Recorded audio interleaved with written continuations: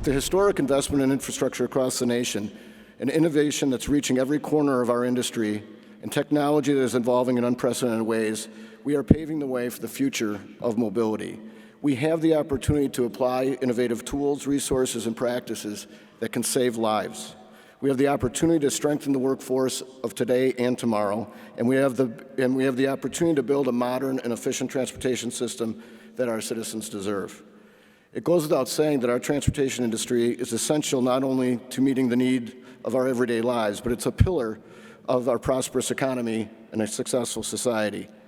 In partnership with important partners like TRB, each of your respective organizations, today we're going to discuss and I will facilitate a collaboration among the three elements of these emphasis areas that I talked about, and those are the three emphasis areas that I've outlined. One is really maximizing our federal investments together with the historic passage of the IIJA, safer together, and building a workforce together.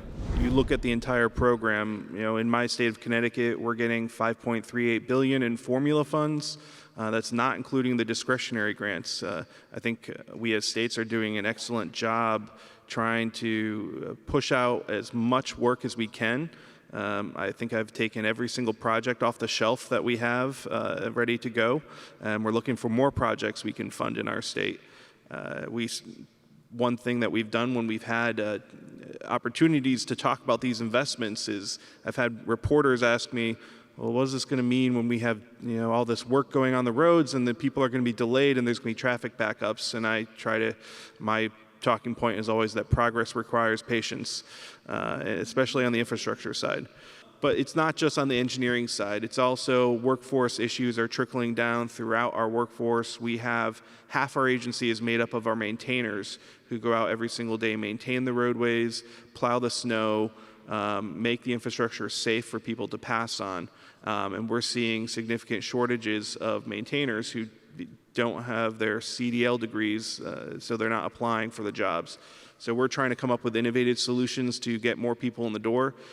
We are starting registered apprenticeship programs to get people in earlier into our programs, into our jobs at the DOT. So coming into DTOP, and we call it DTOP because of the Department of Transportation and Public Works, that's the Spanish acronym. We transformed the department because it needed the structure to be able to comply and also maximize the funding. And important that we have a lot of federal funds. It's one of our historical moments in Puerto Rico because of all the recovery funding that we received from FEMA, from Federal Highway, from FTA, from CBDG. We're talking about $26 billion. About $2 billion are in transportation. So that does give us a lot of opportunities to think about resiliency because we are in the Caribbean, so we know that we are exposed to future hurricanes like we had with Maria a few years ago. And it gives us an opportunity to look forward and think about innovation while we recover. So in our department, we have about 19,000 miles of roads in Puerto Rico. About a third of those, or about 1,000 of those, are state roads. And so a lot of them are municipalities. So we work hand in hand with municipalities because there is a lot of overlap in what we do.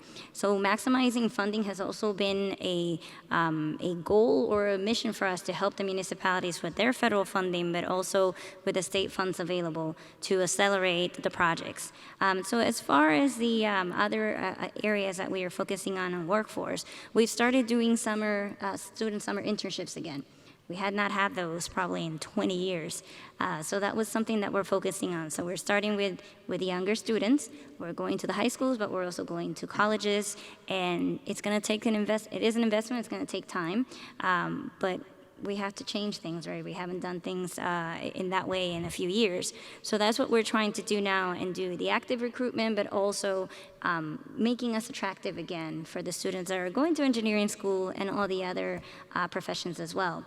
The positions available are not just for engineering, they're all over across the board. What we decided to do in planning for resources that weren't available yet, but we were hopeful that would come, we created another entire process as rigorous as our annual capital planning process, and we called it our unfunded needs.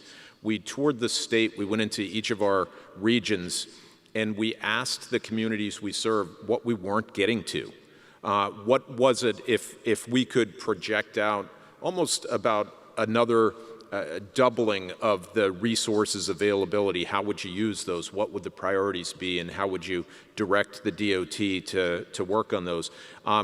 We have been running that. Our commission, the Missouri Highway and Transportation Commission, liked the process so much, you know, they baked it into policy, and for our service, we get to do it each and every year.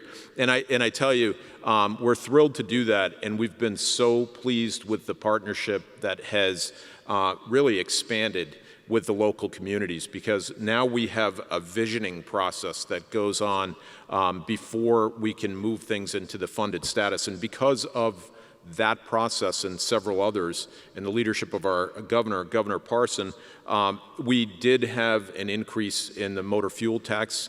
We're midway through a 12.5-cent increase, first time since 1996. That had been raised. That was 1 year before IIJA was passed, so we didn't have any issue matching federal funds.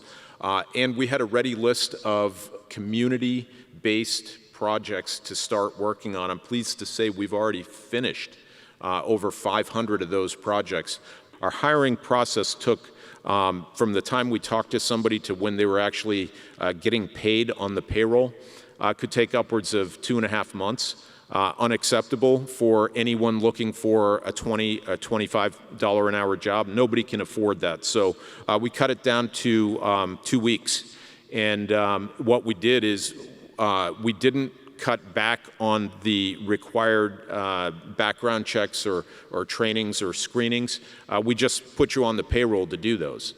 So most of the people have come in and they've satisfied those requirements. Some haven't, but they had a couple weeks of safety training. So I think that's a public service and not a big deal. I think AASHTO has done a great job of bringing us all together and all of the regions and coming together and really having a say in how IIJA eventually was developed. We had a very strong voice collectively. And you know, you're not going to get all of us to agree on things, but I think we all agreed that we needed sustainable funding over a significant period of time. And there were different components of that, things that worked for states, things that didn't work for states, formula versus discretionary, all those things. But AASHTO provided us the forum to bring all those ideas together and really have a comprehensive action plan that we delivered to Congress. And now that we are in the middle of delivering IIJA, I think it is on all of us to kind of show this is what we've done with these investments. You can trust the Departments of Transportation to continue to make these investments in us so that we can deliver for the people in our state. So we have about $1 billion of our existing infrastructure that is at threat of sea level rise. So the fact that there was dedicated federal funding and formula funding that we were able to use to focus on resiliency and sustainability was huge for us. So funding that came through Protect, through carbon reduction, through resiliency, through even the investments that we're making to electrify our infrastructure, we're able to take that funding, use some of the state match to strengthen it even further, but to use innovative materials. You know, we've got roads we have communities along our coast that have one road in and one road out. And to expand that road would take millions of dollars, a lot of years, and a lot of permits from a lot of agencies. And so it's like, what can we do with the existing infrastructure that we have? And so we've been using innovative material to try to strengthen the base. We've had significant success with that, but we still have a lot of work to do. We also are using technology to embed roadway sensors so that we can give communities where we know that we have these roads that flood every single day on the tide cycle. You know, we can give advanced notification to the public with these roadway sensors. We're doing outreach through text alerts so that people know that, you know, seek alternative roadway. When IIJA was passed, I pointed out that it was a great down payment by the federal government, but it was just a beginning. It wasn't an end. And we find ourselves hoping that we can continue the level of funding that's in IIJA, but when you think about what we're spending on transportation as DOTs, the state DOTs combined, our annual budgets total about $200 billion that are spent on surface transportation in America. The societal cost of crashes in the United States is $1.4 trillion. It's 7 times the combined budgets of all of the DOTs. So perpetuating and maintaining the level of funding that's in IIJA is acknowledging that we're going to fail at addressing that safety problem. What we really need to do is double down, ramp it up, go big in the transportation space as an investment that pays a return on investment in lives and dollars saved in the safety space. We're also working really hard to bring people into the construction industry, particularly women and people of color, into construction and into the maritime industry. We run the largest ferry system in the country, and we're having a hard time staffing the boats, crewing the boats in the Washington State Ferry Fleet. So we have a Compass program where we're going out to high school and middle school and bringing kids in and getting them into the maritime academies and up and into the fleet.